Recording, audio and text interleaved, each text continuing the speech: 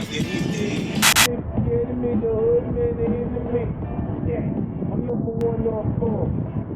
Yeah, the kid looks to four. Take time, it's break time. I'm flip that, get that back. Who is the next back?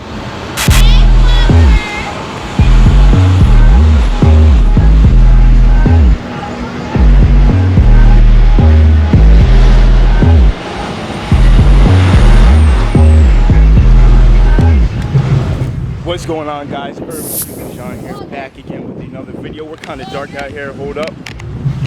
Irvin Felix John here, back again with another video. And the routine you're about to see is a dip routine. So right now, I am here on Kings Highway. If you're not from Brooklyn or New York, you wouldn't know where that is. That's not important. What's important is that routine you're about to see. I'm gonna leave a link for our bra in the description below because you're going to need it after doing this routine. Trust me. 3, 2, 1, go.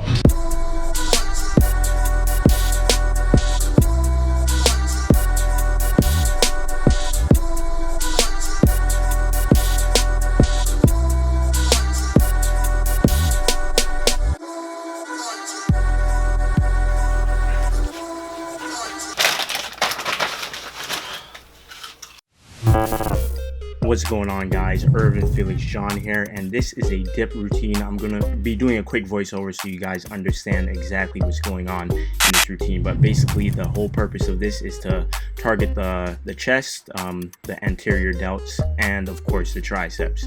I'm gonna explain to you exactly which form you should be using if you want to target more of the chest or more of your triceps. So I'm going to break down I'm going to put both in the description and in the comment section below the exact routine so you can go and check back if you don't want to go through the entire video.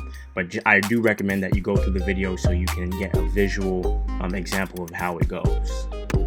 Alright, so what you're going to see, we're going to begin every single set with 5 reps and end every single set with 5 reps. That number is going to stay the same, but what's happening, you just saw 10 times 5, so it's going to be 10 reps, 5 sets. That is going to be 1 complete set. Then we go to 8, then we do 8 5 times, then we do 6 5 times, then we do 4 5 times, and then 2 5 times. So essentially we're laddering down. Pretty basic to remember, but once again, I am going to write it in the comment section and description below so you can go ahead and look and get an idea of how it goes there, and I'm writing it on the screen so you can see as it goes along. But guys, major thing, always pay attention to the position of your neck. You do not want to have excessive extension in the neck, or you don't want to be putting your neck back so far that you're causing what's called neuralgia. So what's going to happen, you'll feel a little bit of tingling and numbness in your fingers and your hands. You don't want that, so always pay attention. As you see, my neck is almost in a neutral position, or I'm looking down, so you don't want to have your neck thrown back. That can cause a lot of uncomfortable feeling in your fingers, in your hands, and all over the long period. It is not safe and it's not healthy for your spine. When this specific routine, the way I'm performing it, you're going to see that I have more of a forward lean, so that means I'm going to be targeting more of the inferior muscle fibers of the pecs. That way, of course, once again, this is more for a chest building exercise routine, and not so much of the triceps, but you're definitely engaging the triceps. That goes without saying. But as you see, that forward lean, the more forward lean that you get, you're going to be engaging more of the inferior fibers of your pecs. Now, on the contrary, if you want to engage more of your triceps, if you're like, now I want to make this more into a tricep routine, go ahead and straighten your body up, have more of a straight line and not so much of a forward lean. You're going to be getting more of the front delts, anterior delts, and your pecs, your chest, when you're doing more of the lean, and when you're doing more of a straight line, you're going to be engaging more of your triceps. Of course, every part of the tricep, the long, the medial head, and the lateral head when you're doing your triceps.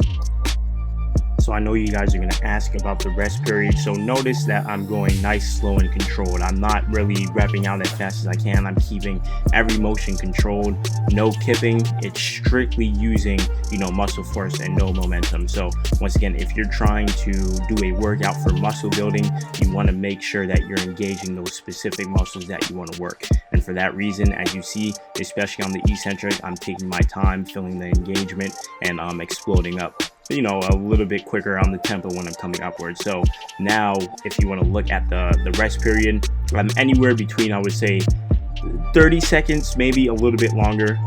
For the longer sets, like when you're first beginning the 10 reps, you could probably take a little bit of a longer break. But then now as you go lower towards the 2, you can take less time for your break. So that's, use your discretion. You want to make sure, once again, that you're getting the engagement. You don't want to be breaking in between the sets. So just take your time. When you feel like you can go without breaking, that's when you should hop right back in and continue. So once again, use your discretion based on your goal, what you're trying to achieve. If you are trying to do more endurance, then I would definitely recommend that you increase the rep range for 1. But this would definitely help even if you're trying to work for endurance, because it is more so a high volume routine. Now, after doing a routine like this, I would say, like, what I mean by after doing this, I would say after doing this for about 2 weeks or so, try and increase the volume and then increase the resistance. If you're like, nah, I really want to just get more gains, then I would say go ahead and increase the resistance. So that means basically add on some additional weight, whether it be with a weight belt or a weight vest or ankle weights, anything. That will definitely make it a little bit more challenging and definitely cause more overload on your muscles. So once again, guys, if you're trying to make gains, muscle growth, then progressive overload is the way. Of course, both volume plus resistance, if you're really trying to get that muscle development, then that's what you're going to want to do. But first thing first, play around, make sure you can sustain that type of resistance on your muscles. You don't want to damage yourself. If you're a beginner and you can't do dips at all, I would not recommend doing this routine. I would definitely go through the basics and make sure that you have that baseline strength to first of all support yourself even before trying to attempt to do a routine like this. Now, if you're just getting into it and you're like, I have some strength, then of course you can play around with the exact volume and rep range. That's the beauty about this rep style. So, keep that in mind when you are attempting to do this routine. If you're a beginner, and if you're intermediate or advanced and you want to take it to the next level, then you could play around with the rep range as well, and with the amount of resistance that you use when performing this routine. So another thing I like to keep in mind is when I'm performing routines like this is really engage the grip in the bar. Don't just rest your hands on the bar, because now, for example, if you're trying to strengthen your handstand holds, especially on the P-bar, the paralettes, this definitely helps. So really actually working it. And there's this muscle called the anconeus muscle. I believe that's the name of it. I'm not 100% sure the function of it. I'm not gonna go into detail there, but I will look it up. And in the next video, we will talk about it. But that's the muscle, like that's right in between there on the posterior side of the elbow, and it does help with the engagement of things like that, so grip and whatnot. So I really engage the grip when I'm doing this. I don't just rest my hands on the bar, and it helps once again with my wrist stability. If you're just resting your wrist there, especially once more resistance comes into play, you're going to feel it. So keep that in mind. Don't just rest your hands on the bar, actually squeeze and engage it. That will also work out your forearm grip when for it to transfer over into things like P-bar handstands and parallel handstands as well. Alright, so we're wrapping it up. This is the end of the routine. This is my last 5 for the end set, start of the end set, and this is going to be 2 reps. So for the last 5 sets of these 2 reps, what you're going to do is take your time, slow and controlled on every set. So nice and controlled, you see come down there, nice and slow, full lockout. That's what you're going to do for every set. Guys, I'm going to leave you here. make sure you finish up the video. I got a little outro at the end there, so make sure if you made it this far, thank you. Hit that thumbs up button. Let me know that these routines are helpful. This is how I know. So guys, once again, shout out to everybody. We're about to hit 10K. All the new journalists, welcome to the family. I appreciate y'all. If you're not following me on I was about to say YouTube, you should be following me here. If you're not following me on Instagram, make sure you do. TFJ_CEO. Check out my brain gains. I got those on here too, so you know, everywhere you go, you will find value with the fitness journals. So once again, thanks for watching, guys. Be sure to challenge a friend. Share this with a friend. Once again, guys, one share, that's all it takes. You might not think that your share is important, but it is, especially if you guys are participating in the routines and giving it a go. So let me know your feedback in the comment section below. Thanks again. Over and out.